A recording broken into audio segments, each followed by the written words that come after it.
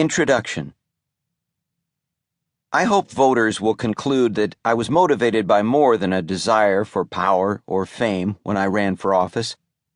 Those forces explain a good deal of what goes on in Washington, D.C.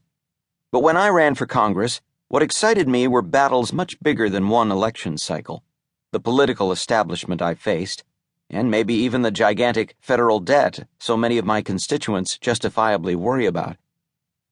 This book explains those larger, longer-term battles. The campaign I fought in 2014 was just the latter-day manifestation of an effort, now centuries old, to fuse individual liberty, market economics, the firm foundation of Judeo-Christian ethics, and the rule of law and constitutional government that renders those other goals and institutions possible. I began my run for office out of the simple recognition that the establishment and oversized federal government are out of touch with the desires of voters, and more responsive legislators are needed immediately. There's nothing like being a member of Congress to make you appreciate what a gargantuan task it is to change things there.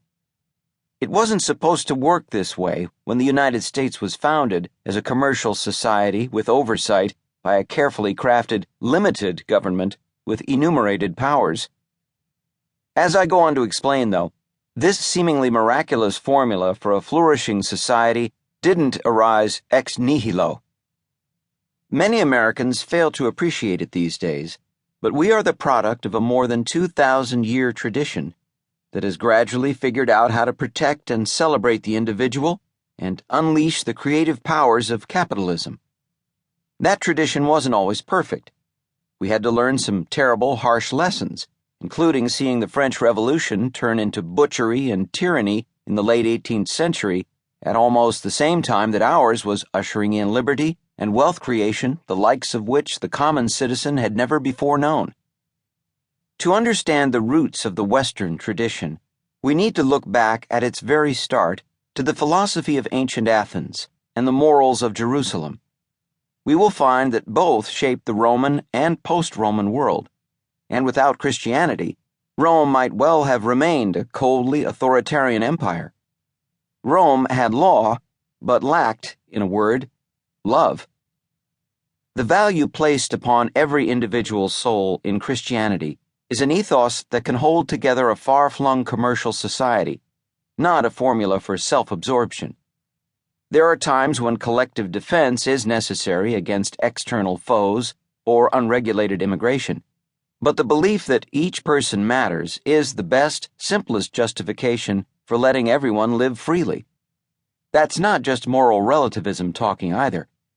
As I will recount, St. Augustine recognized that each soul struggles with earthly temptation, aided by the hope for something above this material plane. It doesn't mean we leave each person unguided by the wisdom of past ages and moral traditions. Thank goodness the hippie mantra, "If it feels good, do it," was not the logical endpoint of the Western moral tradition.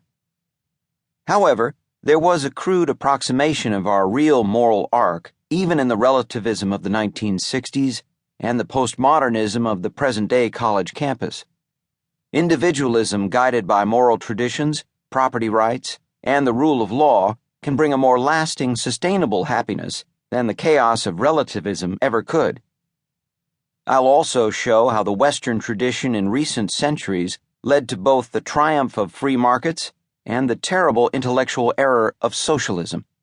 Socialism might be almost too fancy a word for the irresponsible, debt-ridden mess of our 21st century big government.